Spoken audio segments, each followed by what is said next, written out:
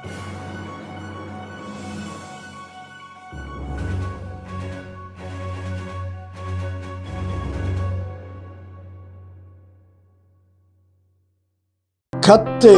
நல்லவர், கர்த்தர் நல்லவர், கர்த்தர் நல்லவர்.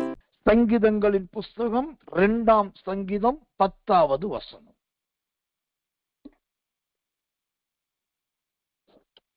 இப்போதும் ராஜாக்களே உணர்வடையுங்கள், பூமியின் நியாயாதிபதிகளே எச்சரிக்கையாய் இருங்கள்.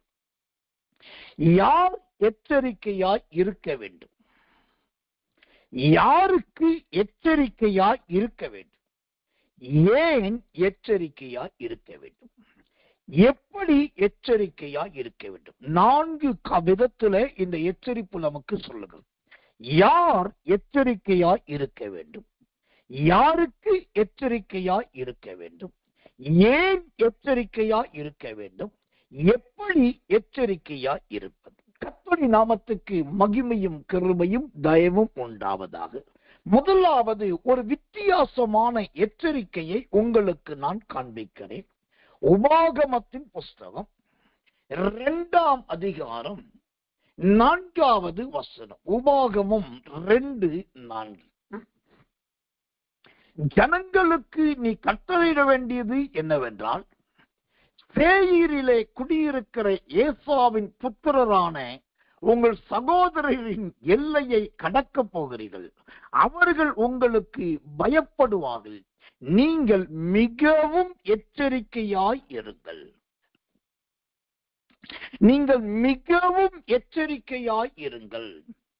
இங்கு எச்சரிக்கையிலேயே இன்னொரு வார்த்தை இருக்கு பாருங்க. எப்படி எச்சரிக்கையா இருக்கணுமா? மிகவும் எச்சரிக்கையா இருக்க வேண்டுமா? கர்த்தருடைய நாமத்துக்கு மகிமை கிருபை தயை உண்டாவதாக. அப்ப அது மிகவும் எச்சரிக்கையா என்பது எதை காண்பிக்கிறது? கர்த்தர் நல்லவே, கர்த்தர் நல்லவே. வாசிக்கிறேன்.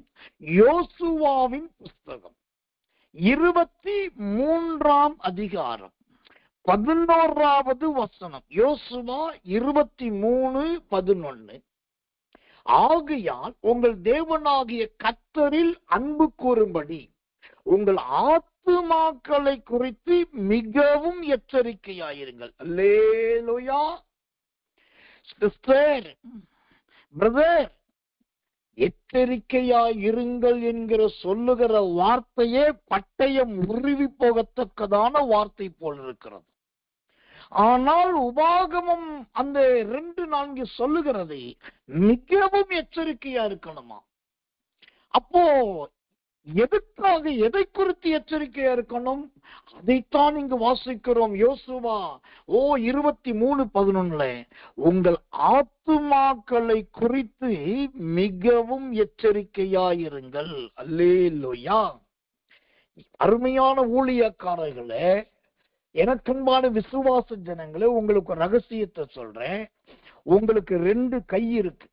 ஒரு கையை ஆக்சிடென்ட்ல இழந்துட்டீங்க, ஒரு கை தான் இருக்கு. நீங்க பரலோகத்துக்கு போக முடியும், அதுக்கு தடை இல்லை.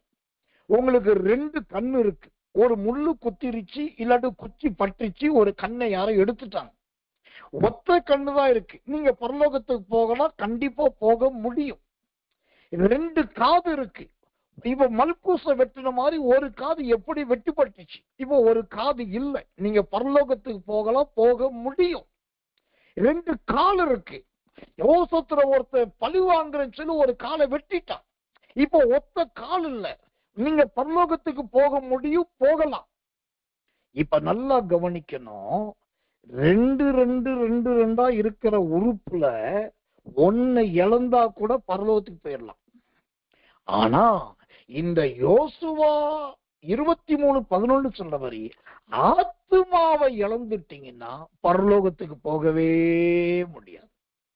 அதனாலதான் ஆவியானவர் சொல்லுகிறார், எச்சரிக்கையாய் இருங்கள் என்பதைக்கு மேலாக மிகவும் எச்சரிக்கையாய் இருக்கணும். ஒருவன் தன் ஆத்துமாவை கெடுத்து போட்டால் அதனால் அவனுக்கு லாபம் என்ன? கண்ணை கெடுத்துட்டீங்களா, மருந்த ஊத்தி சரி பண்ணலாம். 2 கண்ணுல 1 போயிருச்சா, 1 வச்சு நீங்க நல்லா பார்க்கலாம், அழகா சொல்ற கவனிக்கலாம். ஆனா ஆத்மா போயிடுச்சுன்னா, ஆத்மா கெட்டு போயிடுச்சுன்னா, ஆத்மா மீட்பை இழந்துட்டீங்கன்னா ராஜ்யத்தையே இழந்துருவீங்களே. ஓ, கர்த்தர் பரலோகத்தை இழந்துருவீங்களே. அப்ப இன்னைக்கு கர்த்தர் சொல்லுகிறார், உன் மகனுக்கு நீ எச்சரிக்கையாயிரு, உன் மருமகளுக்கு எச்சரிக்கையாயிரு, உன்னுடைய சம்பந்திட்ட எச்சரிக்கையாயிருன்னு கர்த்தர் சொல்லல. அவர் சொல்றாரு, உங்க ஆத்துமாவை குறித்து நீங்க முதலாவது எச்சரிக்கையா இருக்கணும். இந்த ஆத்துமா கள்ளம் இல்லாம இருக்குதா, கபடு இல்லாம இருக்குதா, ராஜ்யத்தை சுதந்திரிக்கக்கூடிய ஆயத்தத்தோடு இருக்குதான்னு சொல்லி முதலாவது உங்களை குறித்து நீங்க எச்சரிக்கையாகுங்க பிரதர். அவனை குறித்து எனக்கு ஏற்கனவே தெரியும், இவன் எப்படிப்பட்டவன் எனக்கு நான் நல்லா தெரிஞ்சு வச்சிருக்கேன். ஆனா இன்னைக்கு ஆவியானவர் பேசுனா பாருங்க, எச்சரிக்கையாயிருன்னு. அப்பயும் நான் தெரிஞ்சுக்கிட்டேன், அவளை பத்தி தான் கர்த்தர் சொல்றாரு, இவனை பத்தி தான் சொல்றாரு. நான் அடிச்சு சொல்றேன், உங்களுக்கு வேண்டாதவர்களாகிய அவனை பற்றியும் நீங்க வெறுக்கிறவர்களாகிய இவளை பற்றியும் உங்க மனம் சொல்ற யாரை பற்றியோ கர்த்தர் பேசல. முதலாவது உங்களை குறித்து நீங்க எச்சரிக்கையா இருங்க. பைபிள்ல ஒரு ஆச்சரியமா வசனம் இருக்குது, சங்கீதம் 31 34 நினைக்கிறேன். எவனுடைய ஆவியிலே கபடம் இல்லாத இருக்கிறானோ அவன் பாக்கியவன். அப்ப எவனுடைய ஆவினா யாருடைய ஆவி? அவங்க ஆவியை குறித்து முதலாவது அவர்கள் எச்சரிக்கையா இருக்கணும். அதுக்கப்புறம் அந்த ஆவி கல்லாவி, அந்த ஆவி ஒளியின் துதனாவி, அந்த ஆவி துன்மார்க்கத்தின் ஆவி, அது ஒரு பொய்யின் ஆவின்னு சொல்லி மற்றவங்களை குறித்து சொல்றது அப்புறம். முதலாவது நம்முடைய ஆவி கள்ளம் இல்லாம இருக்குதா, திருட்டுத்தனம் இல்லாமல் இருக்குதா, எதை குறித்து வஞ்சகம் இல்லாம இருக்குதா, ஏதோ அங்க இருக்கிற பொருளத்துக்கு இங்க ஒரு பையில வச்சுட்டு எப்பயுமே உங்க ஆவி ஒரு படப்படப்பா இருக்குதா, ஐயோ செஞ்சிட்டோம், யாரும் பார்த்திடக்கூடாது, உள்ள வந்துடக்கூடாது, அதை தூக்கி பார்த்திடக்கூடாது, இது தெரிஞ்சிடக்கூடாது, ஐயோ கவனிச்சிடக்கூடாதுன்னு சொல்லி உங்க ஆத்துமா எப்போது துடிக்குதுன்னாக்கா நீங்க எச்சரிக்கையா இல்ல. உங்க ஆத்துமாவை குறித்து உங்க மனசாட்சியை குற்றம் சாட்டுகிறது என்று அர்த்தம். அதனாலதான் கர்த்தர் சொன்னார், எச்சரிக்கையா இருக்கிறதுல முதலாவது மிகவும் எச்சரிக்கையா இருங்க. அந்த மிகவும் என்பது உங்க ஆத்துமாவை குறித்து உங்க ஆவியை குறித்து எச்சரிக்கையா இருங்க. நான் இயேசுவின் சரித்திரத்தை படிக்கும்போது ரொம்ப வருத்தப்பட்ட சத்தியம் ஒண்ணு என்னன்னாக்கா, இயேசுவை விட அதிகம் படிச்சவன் பிலாத்து. அதனாலதான் அவன் அதிபதியா இருந்தான். ஆனா பாருங்க, அவன் படிச்சவனா இருந்தும் ஒரு குறிப்பிட்ட பகுதிக்கு அதிபதியா இருந்துமே அவனால இயேசு இன்னார் என்பதையும் அந்த இயேசுவுக்கு தண்டனை கொடுக்காமல் சோத்திரம் தடுக்கவும் அவனால் முடியல. திராணியற்றவனா போயிட்டான். அதே போல அன்னைக்கு இருந்த நியாய விசாரணை பண்றதுல அண்ணா என்கிற மிகப்பெரிய ஒரு மனுஷன், அப்புறம் காய்பா என்கிற இன்னொரு பிரதான சூத்திர பிரதானி, இவங்க எல்லாம் அரசாங்கத்துல மிக உயர்ந்த பதவி, கவர்னர் பதவி போல, சூத்திர துணை முதலமைச்சர் பதவி போல, அல்லது முதல்வர் பதவி போல அப்படி இருக்கிறாங்க. ஆனா அந்த அண்ணா என்கிற மனுஷனால் ராஜ்யத்துக்கு வர முடியல. காய்பா என்கிறவனால் சூத்திர இயேசுவின் சத்தியத்தை உணர முடியல. பிலாத்துவும் தன் கிருபையை இழந்துட்டான். இப்போ சொல்றாங்க, 100க்கு அதிபதி இருக்கிறான், அவன் 100 பேருக்கு தலைவன், அவனுக்கு கூட அந்த தன் ஆத்துமாவை குறித்து எச்சரிப்பு இல்லை. கர்த்தர் நல்லவன். லாங்கிஸ் என்கிற ஒரு வேலைக்காரர் ஒரு 100க்கு அதிபதி தான். அந்த லாங்கிஸுக்கு தன் ஆத்துமாவை காப்பாத்திக்க தெரியல. ஏன்? வேத பண்டிதர்கள் அப்புறம் வேத பாரகர்கள் இருந்தாங்க, அவங்க கூட தன் ஆத்துமாவை கெடுத்து கொண்டவர்களாகத்தான் இருந்தாங்க. நான் சொல்ற ஆட்கள்லாம் பாருங்க, சாதாரண ஆள் கிடையாது. இவங்க எல்லாமே அரசாங்கத்தின் அதிகார வர்க்கம் நிறைந்தவர்கள். இவங்க எல்லாரும் எல்லா மக்களாலும் அறியப்பட்ட பிரதானமானவர்கள். ஆனா இவங்க எத்தனை பேர், இதுல எத்தனை பேர் தங்கள் ஆத்மாவை காத்து கொண்டார்கள் என்று உங்களால் சொல்ல முடியும்? இதுல எத்தனை பேருடைய ஆவி கபடம் இல்லாதது இருந்தது என்று சொல்ல முடியும்? ஆனா இந்த அரசாங்க பதவியும் இல்லாம, உயர் பதவியும் இல்லாம, அண்ணா, காய்பா, பிலாத்தி, சோதர வேத பண்டித, சோதரம் வேத பாரக, இந்த பெற்ற பெருமையெல்லாம் இல்லாம ஒரு சாதாரண குடும்ப பெண்களா சிலர் இருந்தாங்க. அவங்க பாத்தீங்கன்னா தங்க ஆத்மாவை காப்பாத்திட்டாங்க. அவங்களுடைய ஆவி பாத்தீங்கன்னா கபடற்றதா இருந்தது. அவங்களுடைய ஆவி கள்ளம் இல்லாதது. எங்க தெரியுமா? மகதலேனா மரியாள், கிளையொப்பா மரியாள், இயேசுவின் தாயாகிய மரியாள். இந்த மரியாள்கள் எல்லாம் பாருங்களேன், இவங்க தங்கள் ஆத்மாவை காத்துக்கிட்டதுனாலதான் இயேசு கிறிஸ்து உயிர் தெழுந்தவருக்கு நேரத்துல இவங்க அதிகால நேரத்துல பயப்படாம கல்லறைக்கு போனாங்க. கல்லறைக்கு போய் கல்லறையில இருக்க கல்லை யார் புரட்டுவான்னு யோசிச்சுக்கிட்டு எப்படியாவது இயேசுவை பார்த்தோன்னு பார்த்தாங்க. அப்புறம் அவங்களுடைய எவருடைய ஆவியில் கபடம் இல்லாத இருக்கதோ, அவங்கள்ட்ட ஆவியில கபடம் இல்லாதனாலதான் தூதனை பார்த்த உடனே அதை சொல்றதுக்கு வேகமா ஓடுறாங்க. பேதுருட்ட சொல்லணும், யாக்கோபிட்ட சொல்லணும், யோவான்ட்ட சொல்லணும், அந்தரையாட்ட சொல்லணும், சோதரம் யூதாட்ட சொல்லணும், சீமோன்ட்ட சொல்லணும்னு சொல்லி வேகமா ஓடுறாங்க. ஏன்னா ஆவியிலே கபடம் இல்லாத இவங்க எல்லா ஆத்துமாக்களை காத்து கொண்டவர்கள், பதவியில இருந்தவர்கள், அந்தஸ்துல இருந்தவர்கள், பேரோடு இருந்தவர்கள், புகழோடு இருந்தவர்கள், அதிகாரத்தில் இருந்தவர்கள். அவர்கள் தங்கள் ஆத்துமாவை காத்துக்கொள்ளவில்லை. பதவியும் இல்லாமல், அதிகாரமும் இல்லாமல், அந்தஸ்தும் இல்லாமல், எந்த சுதந்திரமும் இல்லாமல் அடைக்கப்பட்ட ஸ்திரீகளாய் இருந்தவர்கள் ஆத்துமாக்களை காத்துக்கொண்டார்கள். ஆவியிலே கபடு இல்லாதிருந்தவர்கள். இந்த ரெண்டு கூட்டத்துல நீங்க எந்த கூட்டத்துல இருக்கீங்க? இன்னைக்கு எனக்கு ஆர்டினேஷன் வேணும், இன்னைக்கு எனக்கு நல்ல சர்டிபிகேட் வேணும், இன்னைக்கு எனக்கு போஸ்டிங் வேணும், அதைத்தானே நாடுறோம். அதைத்தான் கர்த்தர் சொல்றாரு. எப்பா, நீ தேட வேண்டியதும் நாட வேண்டியதும் நிறைய இருக்குது.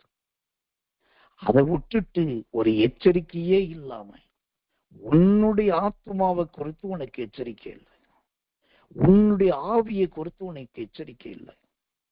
அதனால உன் தகப்பனாகி நான் சொல்றேன், மகனே மகளே, இன்று முதல் எச்சரிக்கையாயிருங்க.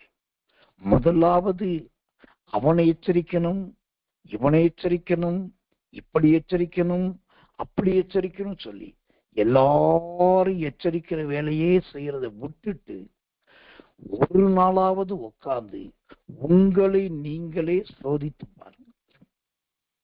பைபிள்ல எவ்வளவு பேர் ஊழியக்காரர் உண்டு. என் பேரா இருக்கிறதுனால பெருமையா பேசல, ஜீவியத்தை பத்தி சொல்றேன். எத்தனையோ ஊழியக்காரர் இருந்தாலும் இந்த சாமுவேல் என்கிற ஊழியக்காரரை எனக்கு ரொம்ப பிடிக்கும். ஏன்னா இந்த சாமுவேலுடைய வேலை எச்சரிப்பின் ஒளி தான். நியாயாதிபதியா தான் இருந்தார். என்னதான் நியாயாதிபதியா இருந்து சவுலை எச்சரித்தாரு, தாவீதை எச்சரிச்சாரு, நிறைய பேரை எச்சரிச்சாரு. ஆனா ஒரு நாள் வரும்போது எல்லா ஜனங்களை கூப்பிட்டு அவர் நேருக்கு நேர் கேள்வி கேட்டார். உங்களுடைய யாருடைய ஆட்டை நான் எடுத்துக்கிட்டேன் சொல்லுங்க, யாருடைய மாட்டை நான் எடுத்துக்கிட்டேன்னு சொல்லுங்க, யார்கிட்ட கை நீட்டி கடன் வாங்கிட்டு நான் கொடுக்காம இருக்கேன்னு சொல்லுங்க, யார்கிட்ட பரிதானம் லஞ்சம் வாங்கினேன்னு சொல்லுங்க. அப்படி ஏதாவது செய்திருந்தா அதுக்கு அப்படியே மாறுதாரம் பண்றேன், இப்ப அப்படியே கொடுத்துறேன்ற. அப்போ ஒட்டுமொத்த இஸ்ரவேல் ஜனங்களும் சொல்றாங்க, நீர் யாருடைய மாட்டையும் எடுக்கல, யாருடைய ஆட்டையும் எடுக்கல, யாருடைய பணத்தையும் பறிக்கல, ஒருத்தருடைய லஞ்சமும் வாங்கல. எவ்வளவு அருமையான சாட்சி! இந்த ஒரு சாட்சி தான் நமக்கு வேணும். அதனாலதான் கர்த்தர் சொன்னார், அன்பு சகோதரர்களே, எனக்கு பிரியமானவர்களே, தயவு செய்து கர்த்தருடைய சன்னிதானத்திலும் உங்களை சுற்றி இருக்கிறவர்கள் மத்தியிலும் முதலாவது எச்சரிக்கையாயிருங்க. அதிலே உங்க ஆத்மாவை குறித்தும் உங்க ஆவியை குறித்தும் எச்சரிக்கையாயிருங்க. கர்த்தர் நல்லவே, கர்த்தர் நல்லவே, கர்த்தர் நல்லவே. இரண்டாவதாக எதிலே நாம் எச்சரிக்கையா இருக்க வேண்டும்? 2 தெசலோனிக்கேயர் புஸ்தகம் 2ஆம் அதிகாரம் 3வது வசனம். 2 தெசலோனிக்கேயர் 2ஆம் அதிகாரம் 3வது வசனத்தை வாசிக்கிறேன். ஜெபத்தோடு கவனிங்கள். கர்த்தரின் நாமத்துக்கு மகிமை, கிருபை, தயை உண்டாவதாக. எவ்விதத்தினாலும் ஒருவனும் உங்களை மோசம் போக்காதபடி எச்சரிக்கையாயிருங்கள். ஏனெனில் விசுவாச துரோகம் முந்தி நேரிட்டு கேட்டின் மகனாகிய பாவ மனுஷன் வெளிப்பட்டால் ஒழிய அந்த நாள் வராது. இங்கு எச்சரிக்கையா இருங்கள் என்பதற்கு ஆண்டவர் கொடுக்கிற இரண்டாவது எச்சரிக்கை மணி. அது என்ன மணினாக்கா, மோசம் போகாதபடிக்கு எச்சரிக்கையா இருங்கள். கர்த்தர் நல்லவே, கர்த்தர் நல்லவே, கர்த்தர் நல்லவே. அப்போ மோசம் போகாதபடிக்கு அப்ப என்ன அர்த்தம் தெரியுமா? இந்த கடைசி காலத்துல தகப்பன் மகனை மோசம் போக்குகிறார். கர்த்தர் நல்லவே. மகள் தாயை மோசம் போக்குகிறார். ஸ்தோத்திரம். உறவினர்கள் சொந்தக்காரர்களை மோசம் போக்குகிறார்கள். இப்படி ஒருவரை ஒருவர் மோசம் போக்கிக் கொண்டே இருக்கிறார்கள். கர்த்தரின் நாமத்துக்கு மகிமை, கிருபை, தயை உண்டாவதா. யார் யாரை ஏமாற்றுகிறார்கள் என்றே தெரிவது கிடையாது. எதை வைத்து எப்படி ஏமாற்றுகிறார்கள் என்றும் தெரியது கிடையாது. அதனாலதான் ஆவியானவர் சொல்லுகிறார், மோசம் போகாதபடி எச்சரிக்கையாய் இருங்கள். கர்த்தர் நல்லவே, கர்த்தர் நல்லவே. அப்ப மோசம் போகாதபடினாக்கா அது எதை குறிக்கிறது? ஒரு வசனத்தை வாசிக்கிறேன். ஜெபத்தோடு கவனிங்கள். கர்த்தர் நல்லவே, கர்த்தர் நல்லவே, கர்த்தர் நல்லவே. 1 கொரிந்தியர் புஸ்தகம் 15ஆம் அதிகாரம் 33வது வசனம். 1 கொரிந்தியர் 15:33. மோசம் போகாதிருங்கள். ஆகாத சம்பாஷணைகள் நல் ஒழுக்கங்களை கெடுக்கும். அல்லேலூயா. மோசம் போகாதிருங்கள் என்பது எதை குறிக்கிறது? ஆகாத சம்பாஷணையை குறிக்கிறது. இன்றைக்கு மொபைல் போன், லேப்டாப், இன்னும் கத்தர்னல் எலக்ட்ரானிக் திங்ஸ் எக்ஸெட்ரா எக்ஸெட்ரா, இதுல எல்லாரும் பேசுகிற நிறைய பேச்சுக்கள்.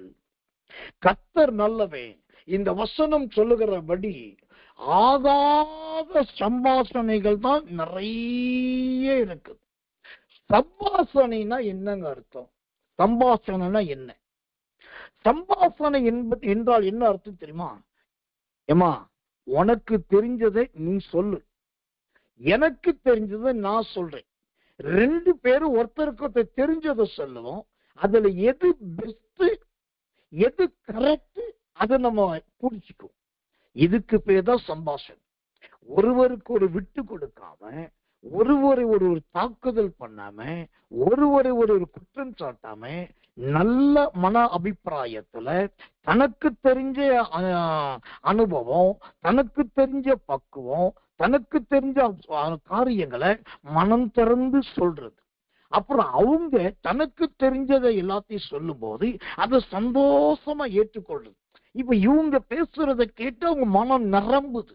அவங்க சொல்றதை கேட்டு இவங்க உள்ளம் அப்படியே பூரிக்குது. இதுக்கு பேர் தான் சம்பாஷணை. இப்படிதான் ஒரு காலத்துல இருந்தது.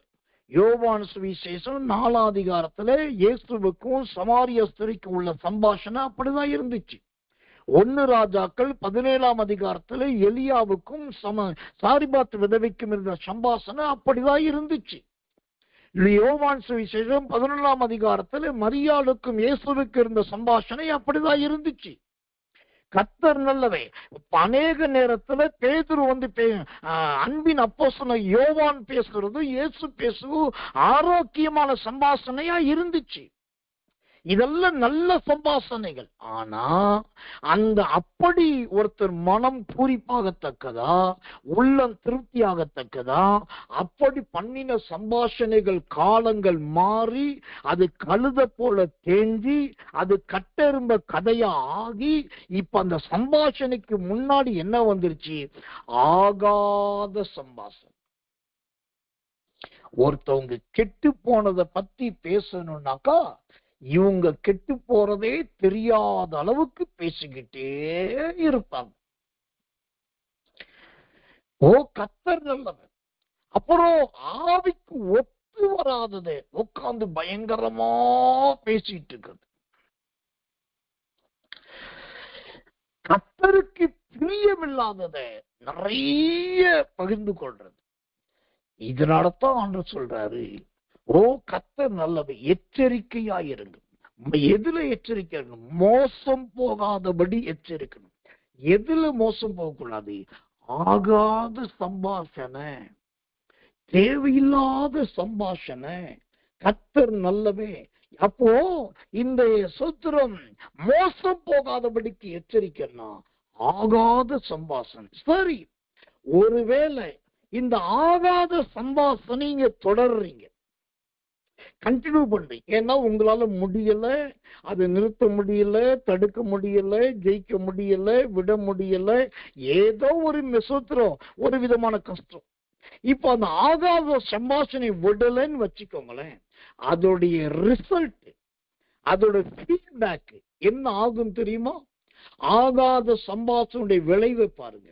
கலாத்தியர் புஸ்தகம் 6ஆம் அதிகாரம் 7வது வசனம். கலாத்தியர் 6:7. மோசம் போகாதிருங்கள், தேவன் தம்மை பரியாசம் பண்ண ஒட்டார். மனுஷன் எதை விதைக்கிறானோ அதையே அறுப்பான். நீங்க தொடர்ந்து இந்த மோசம் போறீங்க, தொடர்ந்து ஆகாத சம்பாஷணைக்கு இடம் கொடுக்கறீங்கன்னா அதோடைய உண்மையான ரிசல்ட், ஃபீட்பேக் என்ன தெரியுமா? நீங்க ஆண்டவரை பரியாசம் பண்றீங்கன்னு அர்த்தம். உங்களை அபிஷேகிச்ச ஆண்டவரை நீங்க கிண்டல் பண்றீங்க. போயா போயா, நீரா என்னை அபிஷேகிச்சிரு. வசனம் சொல்லுது, மாம்சமான யாவர் மீது ஆவியானவர் ஊற்றுவேன்னு சொல்லி நான் ஜெபம் பண்ண ஆவியானவர் வந்தாரு. நீரா என்னை கொடுத்தீர் அப்படின்றது தேவனையே பரியாசம் பண்றது, ஆண்டவரையே ஏளனம் பண்றது. இப்ப நீங்க ஒருத்தர் இன்னொருத்தர் காரணம் இல்லாத, அவசியம் இல்லாத சம்பாஷணைய பண்ணுனீங்கன்னா 2 காரியம் நடக்குது. ஒண்ணு, நீங்க மோசம் போயிட்டு இருக்கீங்க அப்படின்னு அர்த்தம். 2வது, உங்களை ரட்சித்த, அழைத்த, அபிஷேகத்தை இன்னைக்கு வரைக்கும் பாதுகாக்கிற அந்த தேவனை நீங்க அவரையே பரியாசம் பண்றீங்க, கேலி பண்றீங்கன்னு அர்த்தம். வேதத்துல ஆண்டவருடைய பேரை சொல்லாம பரியாசம் பண்ணின ஒரு கூட்டம் இருந்துச்சு, தெரியுமா உங்களுக்கு? கர்த்தர் அவங்க சொல்லல, ஆண்டவர்னு சொல்லல, ஓ சுத்திர யெகோவான்னு சொல்லல, யாவேன்னு சொல்லல. இப்படி ஆண்டோடைய பரிசுத்த நாமத்தை எதையுமே சொல்லாம அந்த ஆண்டவரை பகல் முழுவதும் பரியாசம் பண்ணாங்க. யார் தெரியுமா?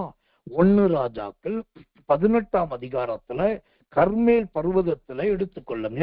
அங்க ஒரு பகல் மட்டும் பாகாலின் தீர்க்கதரிசிகள் தங்களை கீறி கொண்டார்கள், தங்களை காயப்படுத்தி கொண்டார்கள், சாட்டையினால் அடித்து கொண்டார்கள், பாகாலே பாகாலே என்று சத்தமிட்டார்கள், ஓ சுத்திர நடனம் ஆடினார்கள், இன்னொரு சுத்திர என்னென்னமோ பண்ணாங்க. இவங்க இதெல்லாம் பண்ணாங்க பாருங்க. இது எதை குறிக்கு தெரியுமா?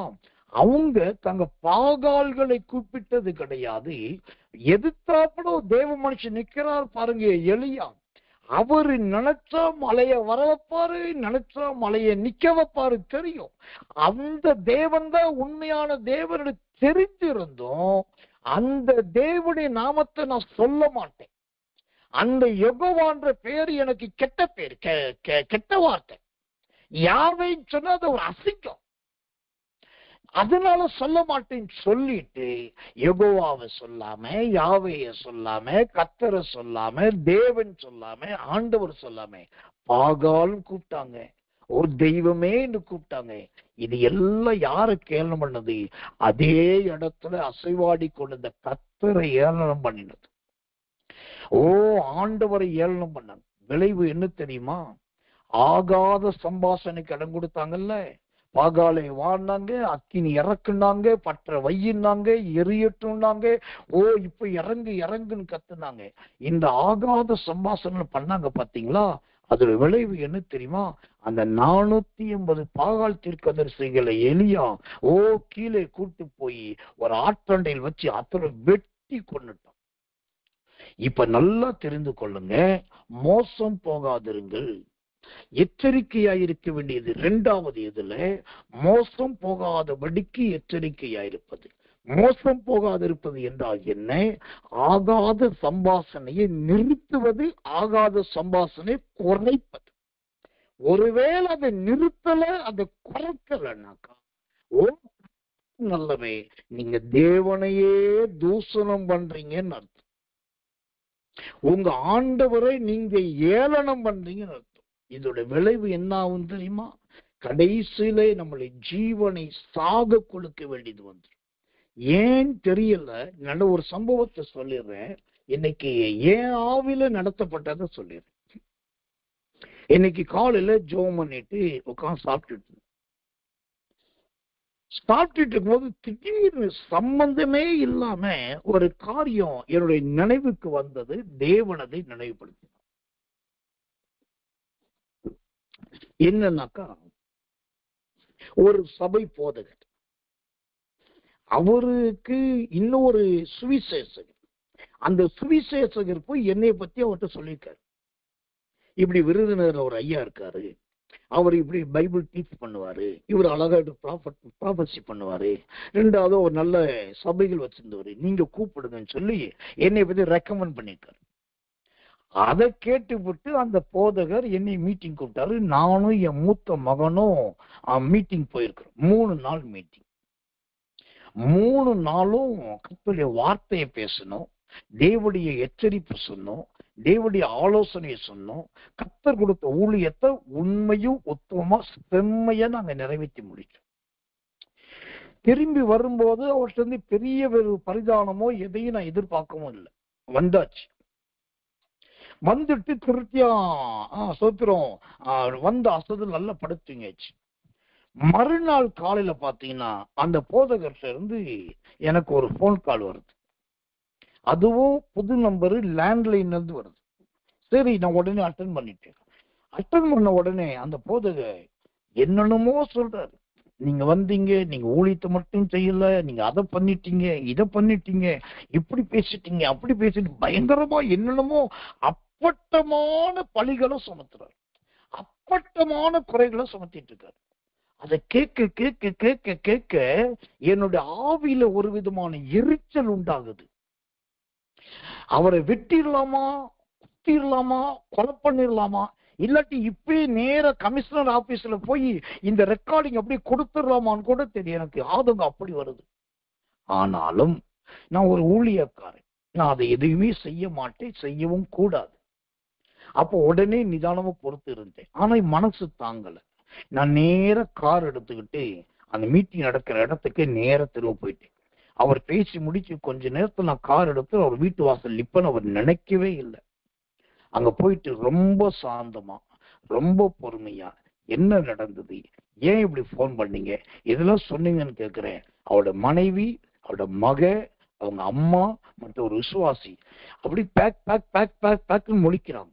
என்னன்னா, இவர் போன் பண்ணி பேசுனது, ஏளனம் பண்ணது, என்ன கிண்டல் பண்ணது, ரொம்ப அநாகரிகமா பேசியது எதுவுமே அந்த வீட்டுல இருக்கிற யாருக்கும் தெரியல. எனக்கு விரோதமா எழும்பினது அங்க இருக்கு யாருக்கு தெரியல. ரொம்ப சீக்கிரட்டா பண்ணிக்காரு. நான் நேர்ல போய் நேருக்கு நேரா அன்போடு கேட்ட உடனேதான் அவங்களுக்கெல்லாம் ஒரே திகைப்பு, கை காலம் நடுங்குது, பயப்படுறாங்க.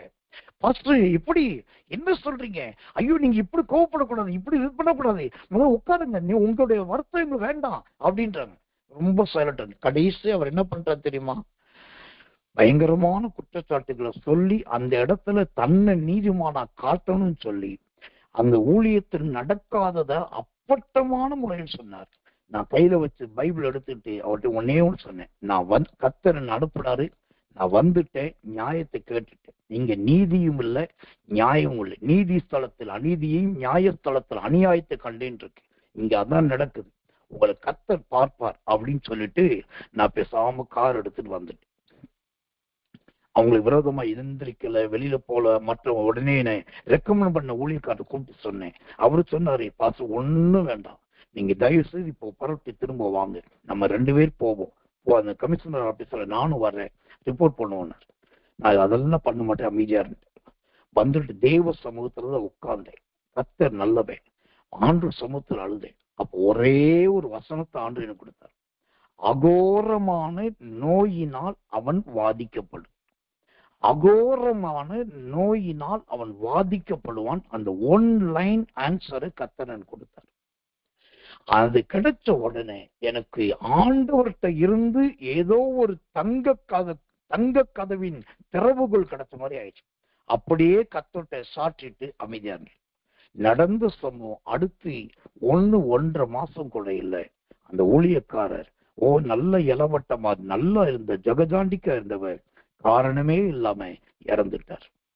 அவர் இறந்து திரும்ப 1.5 மாசம் கழிச்சுதான் எனக்கு செய்தி கிடைச்சது. அப்பயும் மனம் தாங்கல, உங்களுக்காக அழ ஆரம்பித்தேன். ஏன் இதை சொல்றேன்னா, மோசம் போகாதீர்கள். உங்களை சிலர் தூண்டி விடலாம், சிலர் உங்களை நம்பி விடலாம், சிலர் உங்களை கிண்டி விடலாம்.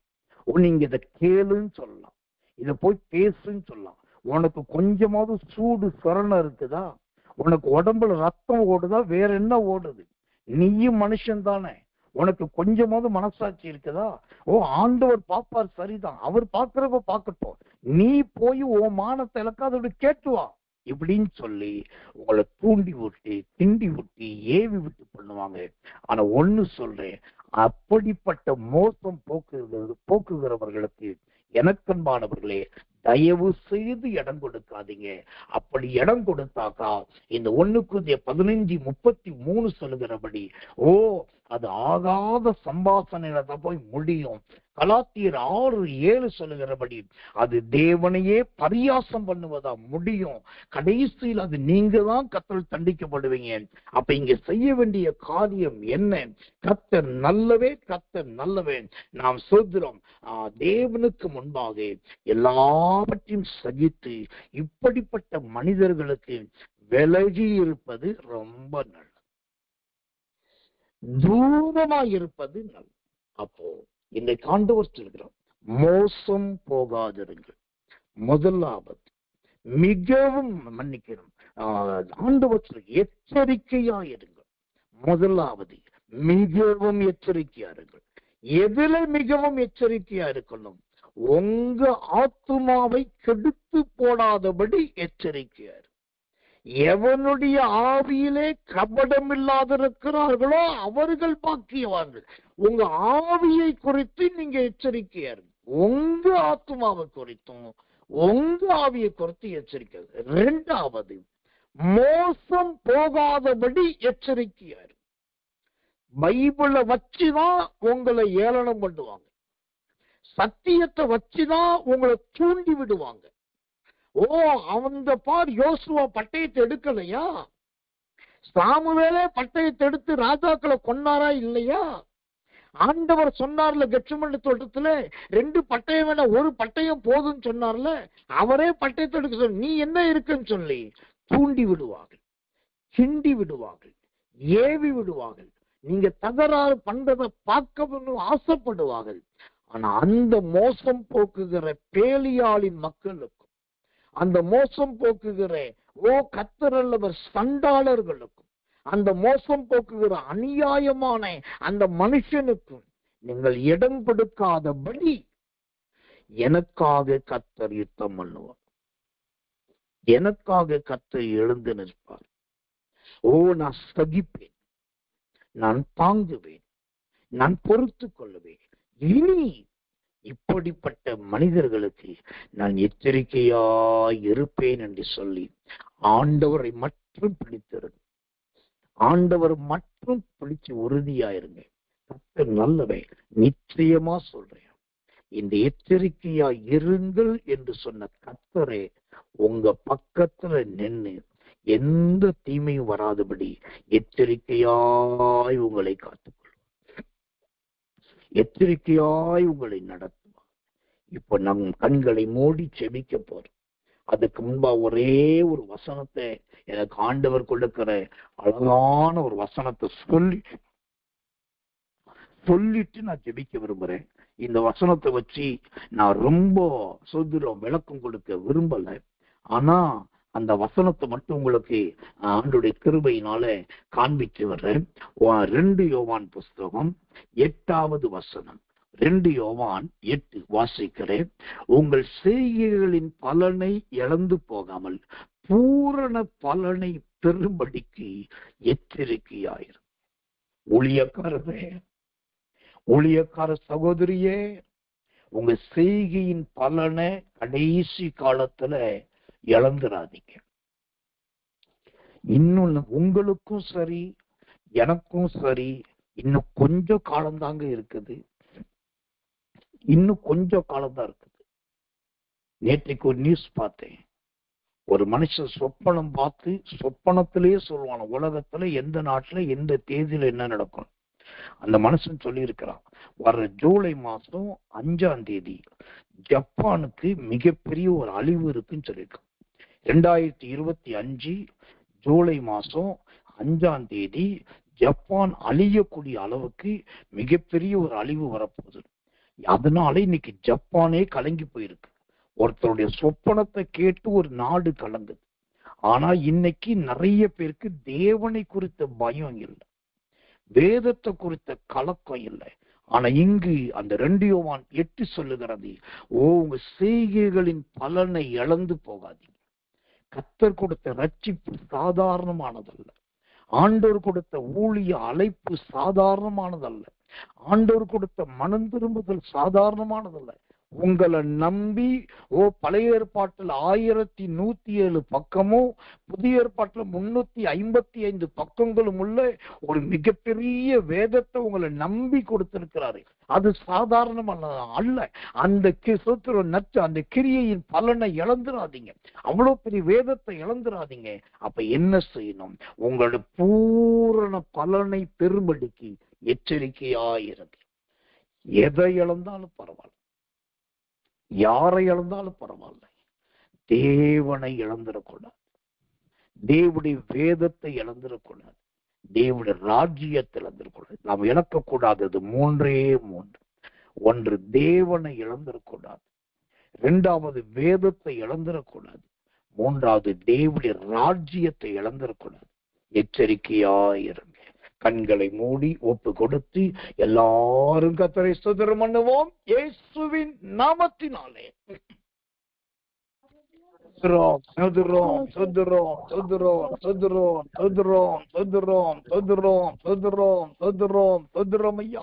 லீபா நகதட கந்து டெகதன கந்து ரகதட கத்து ரபோது ரியாகட போது ரகதன கதக கக்கரதரதியா.